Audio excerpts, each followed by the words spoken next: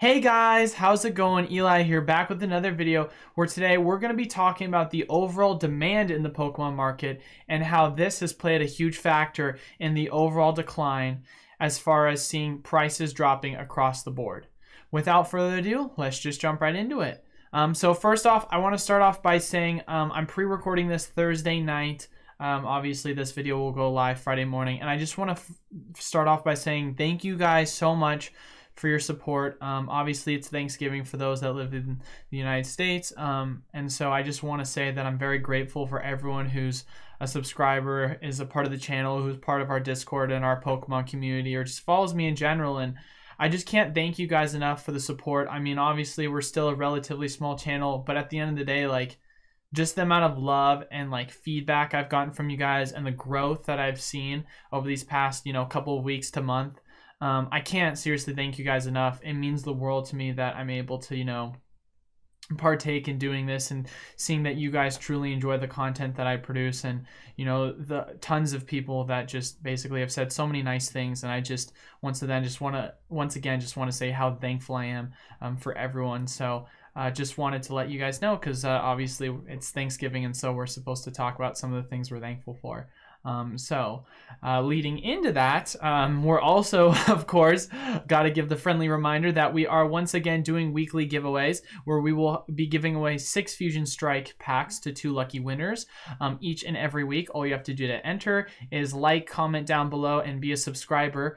And like I said before, and as I always say, you can comment and like on each one of the 3 videos that I post, and that will allow you for multiple entries, which gives you not only multiple opportunities to win, but since we're also giving away to 2 subscribers now, that of course already increases your chances. And as we once again progress, our next milestone is 500, and we are very close. We're gonna then allow 3 lucky winners to hit that to give away a total of 18 packs. Of course, we can maybe split it up and do 9 and 9. We'll do a poll for that once we officially have the poll feature at 500 subscribers. So once again, thank you guys so much for the support. Just doing my best to kind of get back. But now let's jump right into the video topic.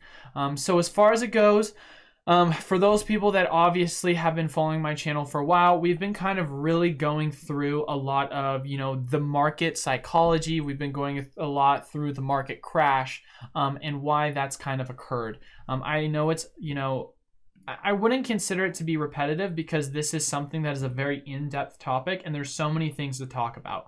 So like, for example, in our last video, I talked about why it was a good thing that the market crashed, talking about scalpers, the types of investors, and how they play in the market, and collectors.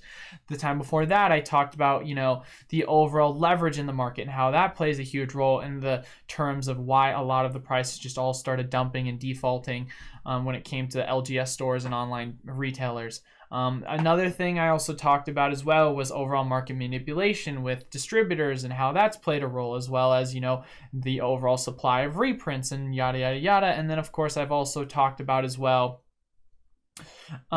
amongst many other things when it comes to the concept of this market crashing. And so it's one of these things where it's not just one thing, it's a lot of different things, and they're all very, very important, because you can use each of these things to build upon each other when understanding overall market analysis.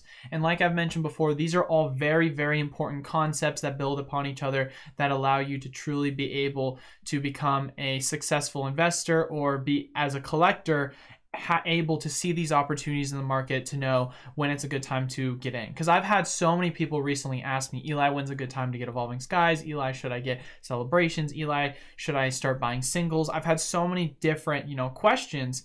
And, for that, obviously I love you for asking me these questions, and I'm always going to respond as far as it goes to those questions, because I want to help you guys to the best of my ability. And as far as it goes, these videos are to also help encourage you guys to learn for yourself, so that you can, be able to take these ideas that I've learned and that I've, been able to come up with through my knowledge, and share them with you guys, so that you guys can also see these opportunities and know, okay, this is a good time because of what I've learned from Eli, or so on and so on. And with that being said, today's focus is going to be predominantly about demand. So obviously we focused a lot on supply and all the other things, but we're going to talk about demand and how this plays a huge role in the market. So if for those who don't know just basic economic theory and basic understanding of what drives a market, you have a buyer side and then you have a supplier side. And so the supplier side is the distributors and the retailers. They're the ones that are supplying the Pokemon product, and then you have the buyers, which are literally just buyers of the Pokemon product, right? And so understanding that basic concept, it's that simple, right? Now, once it starts to get into a little bit of the complexities of understanding how markets move prices. So using supply and demand theory, it basically looks like this. If you have, let's say, 10 apples, for example, and they're all selling for $1, and you've got 10 buyers, right? Let's just say that's the simplistic way of looking at it. Now what happens if you have 100 apples and then you have 10 buyers? Well, guess what? If that price is at $1 and you have 10 buyers that all want just one apple, you're going to have 90 apples left over. And if you're trying to get rid of those apples before they go rotten, then what you're going to probably want to do is drop the price of those apples so that you're going to bring in more buyers. Now, with that being said, you're also going to have the inverse effect. When you have 10 apples at $1 and you have 100 buyers, then you're going to say to yourself, well, there's only 10 apples and you have 100 people that want to buy that apple. Then you're going to say to yourself, okay, there's an inherent demand for these 10 specific apples. With that being said, you're going to see an increase in the value because it's going to be a competition for who wants to buy that product. That's what a general market looks like, and that's what causes price action of product to move overall. Now, with that being said, one of the biggest things we saw in, talking about supply, because we'll go over that a little bit briefly, is obviously we had supply chain shortages happen over the past year. We had a lot of people kind of locked up in their homes. And with that being said, you were seeing a lot of people given COVID checks, stimulus checks. They weren't going on vacations anymore. And so what did they do? They then took out, the money that they were getting, the surplus amount that they got, and they were going back and they were getting into old hobbies that they had. And so for that reason, what you started to see was an artificial demand that was created. Now, the question you have to, of course, ask yourself is, because there are market cycles. I've mentioned this before. There's bull markets, there's bear markets, there's bull markets, there's bear markets. You have to ask yourself, was this an artificially created bull market? Or was it one of these markets that was specifically triggered due to COVID? I think you can make an argument for one or the other, or you can say it's a little bit of both. I would lean more to the former, saying it's a little bit of both. With that being said, obviously, with the increase in demand and the, shortages of supply chains causing there to be a lot of scarcity with product, you started to have an imbalance of a high rate of demand and a low rate of supply, which then, of course, caused the prices to go up. Now, as we've seen right now, with the overall Pokemon market, you're saying to yourself, well, now what? The prices have gone down. Is the demand still there? Is it just because there's new prints? Is it because of the other reasons that I've listed? And so that's kind of where the main premise, and this is the main point that we're going to kind of get into in the video. So one thing I want to kind of look at, and we used to look at this a lot in some of my older videos, if you want to go back and take a look, we do a lot of analysis using the Google Trends. I think this is actually very important when correlating to overall markets. And so the reason why is because a lot of the times for those people that do like to invest in stocks and other things, you see this chart, psychology of the markets, one of my favorite things to show. And it shows overall psychology of literally the way in which people's emotions run typically in markets, right? And see, these are the overall levels of emotion that you'll see in the different phases within. Well, guess what, guys? So if we take these levels of emotion in the market and let us zoom out of it, we can see right here using this Google Trends. This is a Google Trends chart, which shows you the overall Google Trends searches, or the overall, kind of demand search is what I like to call it, or interest in Pokemon. You can see that, who would have guessed it? Oh my goodness gracious. It's crazy how identical this looks. Like, seriously, like, it is absolutely crazy. The overall, how identical this looks. Now, the question, of course, is you're saying to yourself, well, Eli, what's the 1-to-1 scale? Obviously, you see this is very high, and then, this is kind of spread out. Are you saying that we're here to here? No, that's not what I'm saying. I would condense this a little bit more because typically speaking, when looking at this market, this is usually a 3 to 5 year cycle, and this is literally within just the past year. So if I'm being honest, where I think we are in the personal market, I would say we're still in the capitulation phase. This is just, kind of the long-term look at it, and this is kind of like expanded version of the short end of it. So if that makes sense. So this is this is represented in a 3 to 5 year, and this is represented so far in a 1 to 2 year. You'll start to see more and more within the next 2 to 3 years of this expanding out. So what's important, of course, with looking at this is seeing the correlation once again between how this plays an effect in the psychology of the market. So now that we've seen, of course, the correlation, now we can take a look and see, okay, what is important about this in, response to the chart? Well, we can then take predictions and say to ourselves, okay, we've seen a decline or a drop off in demand based on overall interest over time in the market. Here, I'm gonna kind of condense my head so that you can see, because this is literally what this says. It says interest over time. That's literally what it means when you see this chart. It's the amount of Google searches that people make when it comes to looking at Pokemon. And so that's very important for when you're trying to gauge the overall, demand in a market. And of course, there will be times where demand will spike higher than others, and then it'll flush back down, or it'll drop lower and then it'll spike back up, because a lot of times you will have those spikes in the market. But overall, you have a sense of direction, and so far that sense of direction has continued down. And as you can see, we're kind of getting a little bit of a spike upwards. In my personal opinion, I think it's because you're starting to see so much product being dropped that you're having a point in which people are coming in and buying it at a lot of these cheaper prices. But once you have that kind of buyer or that demand kind of start to die out of steam, then what's going to, of course, then happen is you're going to see that continuation go down, because all the demand is going to start to diminish. And why do I think the demand is going to start to diminish? I think there's a lot of factors. I think one, the majority of people at this point, in time have kind of gone back to work. A lot of the stimulus checks have started to really go away. And as well, on top of that, you've seen a lot of people really start to go back to regular life, as a lot of, I would say a good portion, if not the majority of the country, has really started to go back to, work and just doing their everyday lives, spending time with their family, and not just spending money on Pokemon cards.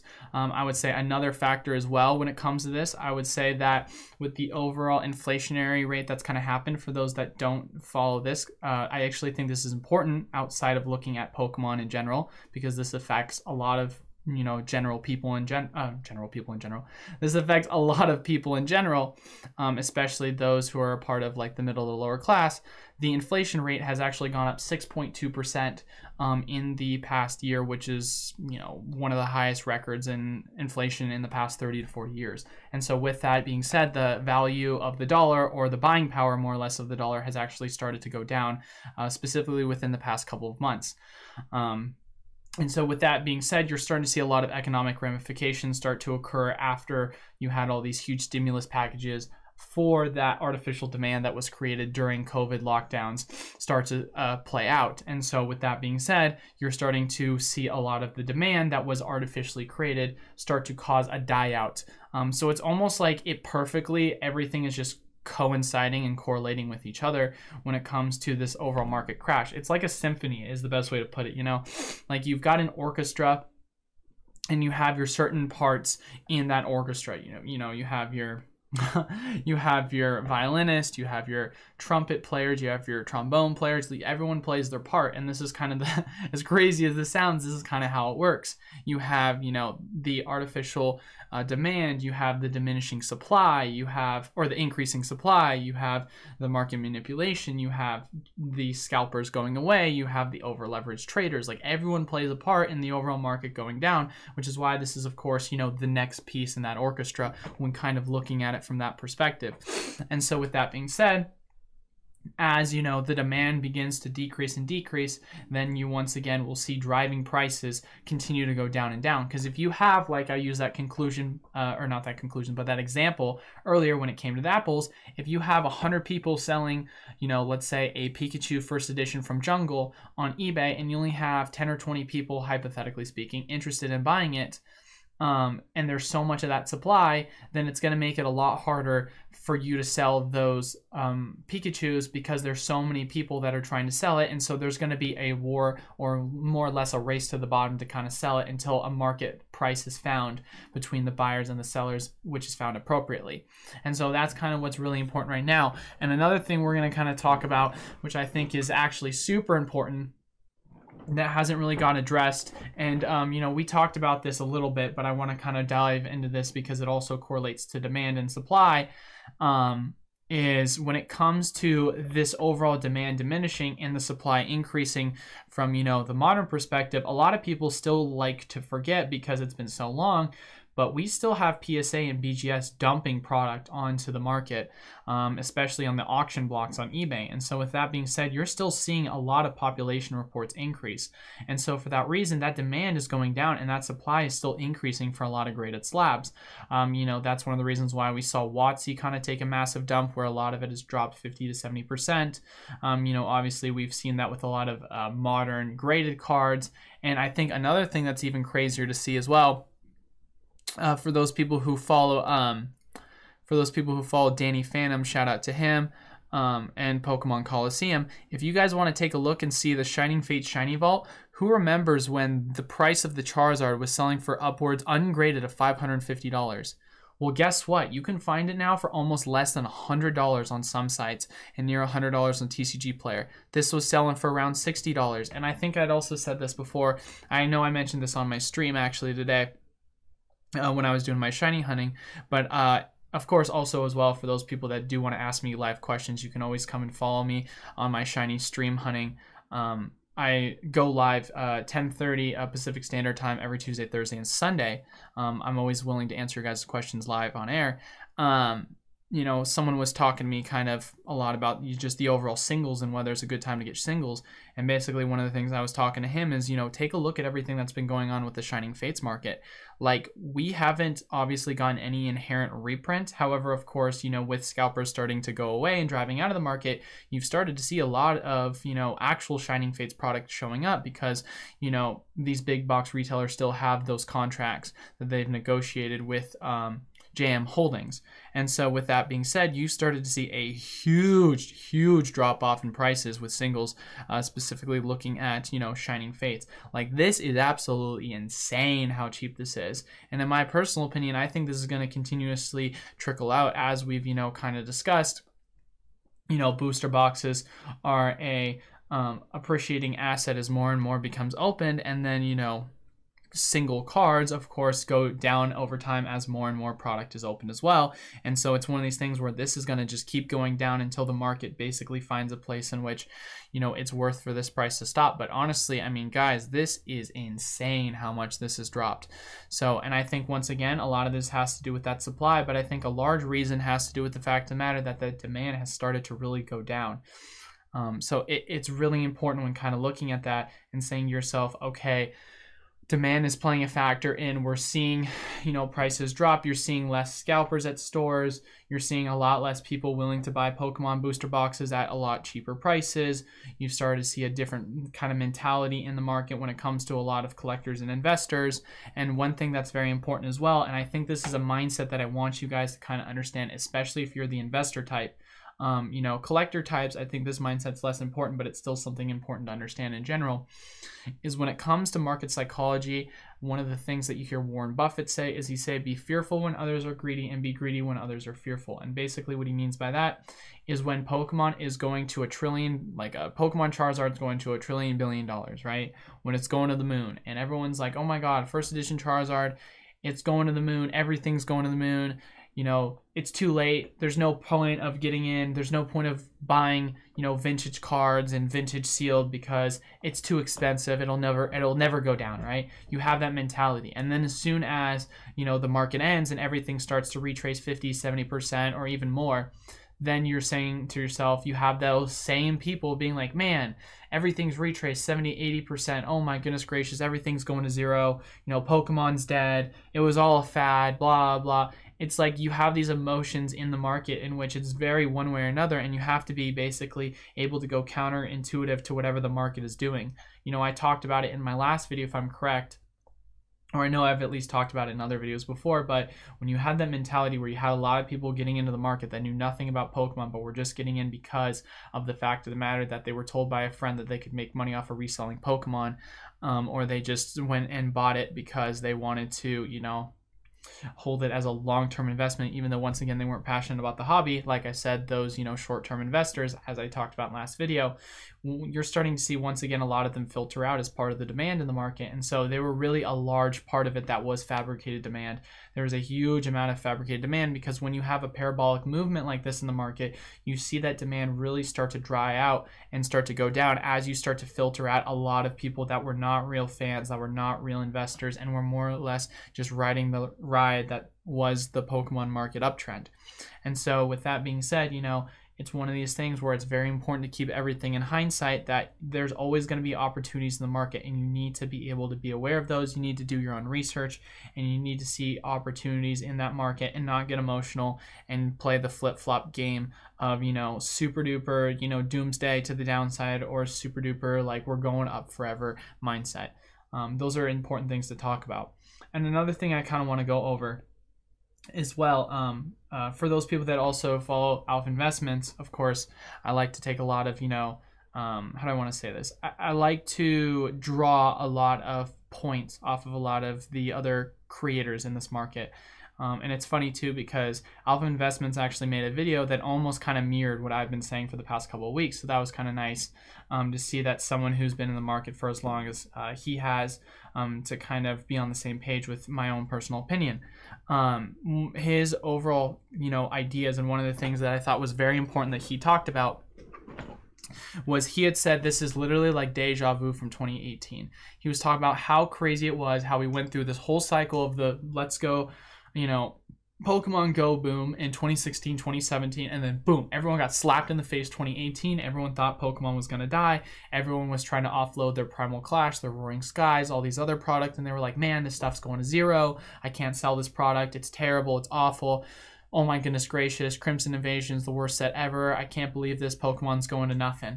And you had that mentality in 2018, 2019, and then boom, what just happened? 2020 just completely reverses everything. And it took about, you know, a year or two before that really started to turn around, and you started to see the mentality kind of shift. And so what do I think is possible? I think you could see all of 2021.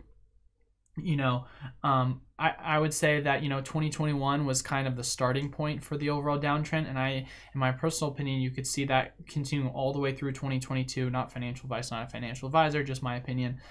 Continuing all the way through 2022, either finishing then, or, you know, leading into start of 2023, where you really start to see things bottom out in the overall card market, and then continue from then on. And then one thing is, of course, I also want you guys to understand as well, so many things to understand, so much information to talk about, is I also had someone else ask me another question. Eli, do you think that everything, you know, is going to continue to drop, or do you think other things are going to perform better in the market? Well, like I've mentioned before, when talking about, you know, stocks or cryptos, there's always going to be certain, you know, stocks or cryptos that are going to perform good in bear markets, and you're going to have certain cryptos and stocks that are going to perform bad in bull markets. You just have these leaders and laggards, as they like to call them. Leaders are the ones that are charging up or down in the market, or you've got laggards that are sticking behind the pack, and they're either weak or they're waiting for their turn in the rotation to kind of pop off. You just want to make sure that you're part of the one that's going to pop off next. And so with that being said, one of the things I think that's being realized is you're seeing a lot of these cards, like I said, from PSA, that have huge populations, and you have, once again, like that first edition Jungle Pikachu. Who would have guessed it? Look, you can even see it right here in the image. You're seeing the price of it go from $1,100 at its overall peak all the way down to around $100 so odd dollars on eBay, which is showing you indicatively how oversaturated the price of that card really, or sorry, oversaturated the overall supply of that card really was, considering the fact of the matter of how high up it went in value. Obviously, there was such a high amount of demand, but with the amount of it that's circulating in supply, the fact that it went to that high really just shows you how high the demand was, whether it be artificial or not. And so once you start to see a lot of these prices go down, it's the product that, you know, is the rarest. It's the product that has the least amount of supply that's going to stand the test of time when it comes to the overall downtrend. Now, is that saying that, of course, it's not going to drop? Of course not. When it's in a typical, you know, downtrend, demand will go down, and demand, of course, will cause across the board less and less people to be interested in the hobby, regardless of whether or not you have a product that has that low supply. However, with that being said, the cards that do have that low supply will tend to outperform other ones when it comes to them dropping, and they'll typically hold their value a lot better long term. And so those are the ones that are typically the safest to invest in, are the ones that have the highest rate of scarcity. So that's something that's very important when kind of looking, once again, and how you know, PSA, BGS, and a lot of these other, you know, companies play a role when it comes to card singles, and as well as sets, specifically that were, you know, underprinted, or just had a very few amount of it that was actually opened during certain eras, like, you know, the EX era or the Diamond and Pearl era specifically. So you know, you've seen a lot of these booster boxes, of course, go down in value, but the ones that have actually been hurt the most, of course, are the ones such as the Wizards of the Coast era. I mean, I remember first edition Jungle booster box was going for, I think at one point, like $25,000, and now it's like, I mean, gosh dang, guys, like, I think it's $12,000 at this point. I mean, we can do a Google search and kind of see Jungle first edition booster box and kind of take a look just to see how much, you know, it's going for right now. I mean, you got it. $13,000 is what it's listed for, you know, and then we can see kind of what the last sold listing was, but I mean, guys, like, this is I don't know if I would trust this, but the fact of the matter is that that's probably a Dutch one. But I mean, look at these guys, like, selling for under $10,000. This is a mark-off price that's probably under 12K. A lot of the overall demand that's, you know, started to go with these Wizards of the Coast era boxes has started to go down, and a lot of people think, you know, a lot of people didn't realize that there's actually a lot more people that held on to Wizard of the Coast products. So although of course it's, you know, the big dog because it's been around the longest, there still was a relatively high demand in regards to, you know, a lot of these Wizards of the Coast era, because the fact of the matter that there was so much, you know, hype around Pokemon when it first came out before it was bought out by Nintendo. And so, like, that's something that a lot of people need to, you know, kind of look at when comparing one-to-one in overall supply versus demand of specific products. So, yeah, but as far as it goes, so we're getting near the 30-minute mark, so I'm going to wrap up kind of the main point. But basically, the concept of this video is, once again, looking at the overall demand and saying to yourself, okay, how has the demand played a role in the overall factors of the market? We've seen a lot of people get flushed out of the market that were never really true fans of Pokemon. With that, you've also seen a lot of people go back to their normal everyday lives. Stimulus checks are starting to go away. The overall inflationary rate has caused the buying power of the dollar to go down, and so because of that, a lot of people are really starting to tighten down on the way in which they're spending, and then people are going back to work, and so they're not given as much free money to spend around. And then on top of that as well, now that things are starting to open up, travel is starting to be a lot more acceptable. You're starting to see people really start to save their money and go on family vacations if they do end up spending their money. And so that, of course, is causing a lot of the demand in the overall market to go down, on top of the fact of the matter of, once again, this ties into a lot of the building principles like leverage, supply, reprints, and so many other things that have caused this market to truly go down. So that's kind of the main points I want you guys to really be able to take away from this, because in my personal opinion, you know, as once again, the demand is going to continue to go down, and once again, following up by looking at this page, we're seeing from the overall trend from a market analysis, we're getting a 2018 and repeat, and that's what's kind of the main important thing that we're looking at. So for those people that, once again, are looking at opportunities in the market and are saying to themselves, you know, when's a good time to buy? Take my advice from my old video, understanding your risk to reward ratio, but also saying to yourself, if we're looking at this trend and we still have that kind of downward movement following the 2018, you know, kind of dump off bubble of Pokemon Go, then it leads me to believe that we've got a lot more downside to go in the grand scheme of things. Of course, like I said before, certain areas are going to drop less than others because they do have that kind of level of rarity that a lot of other product that got overprinted or got oversent out to PSA, causing huge population reports. But of course, that's how it is in every market. Some Pokemon product is going to drop less than others. However, overall product will go down at the end of the day across the board because there is that still die-off in demand. But yeah, that is all I have for today's video. Of course, like I said before, we are doing that weekly giveaway. All you have to do to enter is subscribe, leave a like down on the video, and comment down below, giving 2 lucky winners 6 Fusion Strike booster packs. You can allow yourself up to multiple entries by just commenting and liking each one of our videos for the week, as we will be announcing the winner at the end of the week, or the start of next week, I should say, on Monday. So yeah, that is all I have for today's video. Once again, thank you guys so much for watching. Thank you guys so much for supporting the channel, as I couldn't do this without you guys. Until then, I will see you guys on Monday, where we're going to be more than likely going over the final reveal of VMAX Climax and how important this set could be in playing the overall upward or downward trajectory of the market. Peace.